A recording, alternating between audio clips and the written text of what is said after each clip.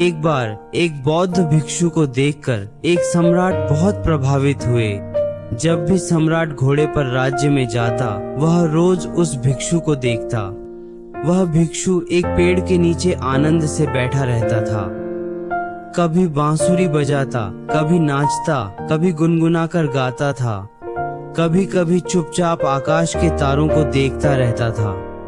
सम्राट जब भी घोड़े पर वहां से गुजरता, एक बार जरूर रुकता था। वह उस भिक्षु को देखे बिना रह नहीं सकता था। चुपचाप वह भिक्षु की खुशी को निहारता रहता था और फिर चला जाता था। धीरे धीरे सम्राट इतना खुश होता कि समय का पता ही नहीं चलता। सम्राट छिपकर भिक्षु के आनंद का आनंद लेता था। भिक्षु का आनंद देख सम्राट भी खुशी से महल लौटता था। यह उसकी दिनचर्या बन गई थी। एक दिन सम्राट इतना भावुक हुआ कि सीधे भिक्षु के चरणों में गिर पड़ा। तब उसने उस सन्यासी से कहा, महाराज, मैं आपको यहाँ और नहीं रहने दूंगा। कुछ ही दिनों में बरसात का मौसम आने वाला है। इस पेड़ के नीचे बारिश में आप कैसे रहेंगे? मेरे महल चलिए, मुझ पर कृपा कीजिए, मुझे आपकी सेवा करने का मौका दीजिए। ये सुनते ही वह सन्यासी उठ खड़ा हुआ, अपना झोला उठाया और बोला, चलो। यह देखकर सम्राट बहुत आश्चर्यचकित हो गए। सम्राट ने तो उसे महल चलने को कहा था, पर वह और खुश होता अगर सन्यासी कहता, कैसा महल? कहाँ का महल? मैं जहाँ हूँ वहीं बहुत आनंद में हूँ। हम किसी महल में नहीं रहते, हमने तो वस्त्र त्याग दिए हैं। सम्राट मन ही मन यही सब सुनना चाहते थे। अगर सन्यासी ऐसा कहता तो सम्राट उसके चरणों में गिरकर कुछ और मांग लेते, लेकिन वह सन्यासी तो तुरंत जाने को तैयार हो गया।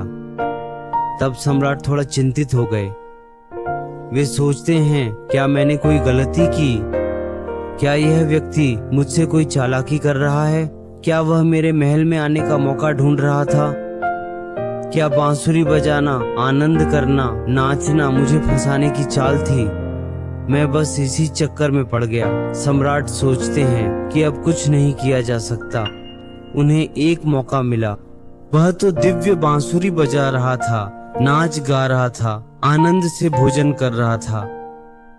इस तरह 6 माह तक बादशाह ने किसी तरह उसे सहन, पर दिनों दिन यह समस्या बढ़ती ही। अब सम्राट के लिए यह सब सहना असंभव हो गया।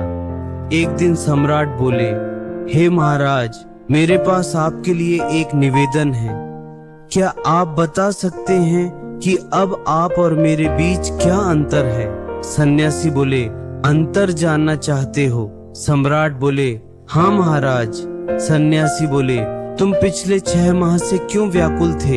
यह प्रश्न तो उस समय ही पूछना उचित था जब मैं तुम्हारे घोड़े पर सवार हुआ था, क्योंकि मुझे तभी एहसास हो गया था कि यह बात तुम्हारे मन में उस वक्त आई थी जब मैंने अपना झोला उठाया और तुम्हारे साथ जाने को तैयार हुआ था। मैंने तभी तुम्हारा चेहरा देख लिया था। यही सवाल उस पल भी तुम्हारे मन में उठा था। अरे मूर्ख, तुमने ये 6 महीने तक अपने मन की बात क्यों दबाए रखी? तुम उसी वक्त पूछ सकते थे। मैं अपना झोला वहीं रख देता और वापस बैठ जाता। तुम पूछने में इतना संकोच क्यों कर रहे थे? मैं तो बस इसी का इंतजार कर रहा था कि तुम मुझसे यह सवाल कब पूछोगे। कल सुबह मैं तुम्हें बता दूंगा। हाँ, लेकिन गांव के बाहर। अगली सुबह सम्राट जल्दी उठ गया। उसके मन में जानने की उत्सुकता थी कि उसके और मेरे बीच क्या अंतर है। सम्राट सोचता है, क्या फर्क हो सकता है? मुझे तो कोई अंतर नजर नहीं आ रहा। जो खाना मैं खाता हूँ वही खाना वह भी खाते हैं। उनकी तो मुझसे भी ज्यादा मांगे हैं। यह लाओ, वह लाओ। मैं जिस कमरे में रहता हूँ उससे भी आरामदायक कमरे में वे रहते हैं। मुझे 2-3 नौकर चाहिए, पर वे तो 10-12 नौकर रखते हैं। उनकी जरूरतों का तो कोई अंत ही नहीं, मांगों का कोई अंत नहीं। इतने सुंदर कपड़े पहनते हैं कि कोई मुझे देखे तो समझे मैं उनका मंत्री हूँ। वे इस महल के सम्राट लगते हैं। महल के बाकी लोग तो मुझसे डरते हैं, लेकिन उनमें डर नाम की कोई चीज ही नहीं है। पूरा दिन बिना किसी चिंता के बस बांसुरी बजाते रहते हैं। आज मैं भी देखना सन्यासी के कमरे में पहुंच गया। क्या फर्क बताते हैं। वहां जाकर उसने देखा सम्राट वह सन्यासी अपने पुराने कपड़े पहने खड़ा है जो वह पेड़ के नीचे पहनता था। परिस्थिति आपको चलाती है और मैं परिस्थिति को चलाता हूँ। आपकी खुशी या दुख आसपास की घटनाओं पर निर्भर करती है, लेकिन मेरे लिए ये जीवन यात्रा का एक हिस्सा मात्र है। अचानक सम्राट को लगा, अरे मैंने यह क्या कर दिया। मैंने एक अद्भुत व्यक्ति को खो दिया।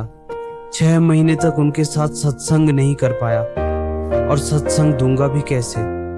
मेरे मन में यही चल रहा था कि वे एक साधारण व्यक्ति हैं। मुझे लगा था कि वे बाहर से सोने और अंदर से तांबे के हैं, लेकिन उनका अंदर बाहर सब कुछ मिट्टी से बना है। तुरंत सम्राट सन्यासी के चरणों में गिर पड़े और बोले, नहीं महाराज, आपको जाने नहीं दूंगा।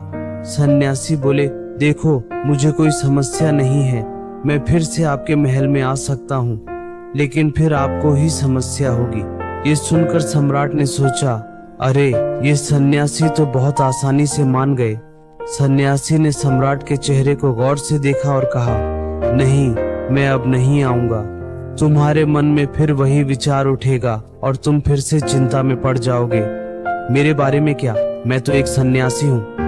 मेरे लिए महल और जंगल दोनों एक समान है। मुझे कोई समस्या नहीं है। जिसे समस्या है वह सन्यासी नहीं है। मेरी बांसुरी जैसे जंगल में बजती थी वैसे ही महल में भी बजेगी और बजती रहेगी। यह कहकर वह सन्यासी वहां से चला गया और वह सम्राट वहीं खड़े खड़े उस सन्यासी को जाते हुए देखते रहे। दोस्तों, अगर हम अपने जीवन को देखें तो हमारी परिस्थितियां हमें चलाती रहती हैं। वास्तव में एक व्यक्ति पर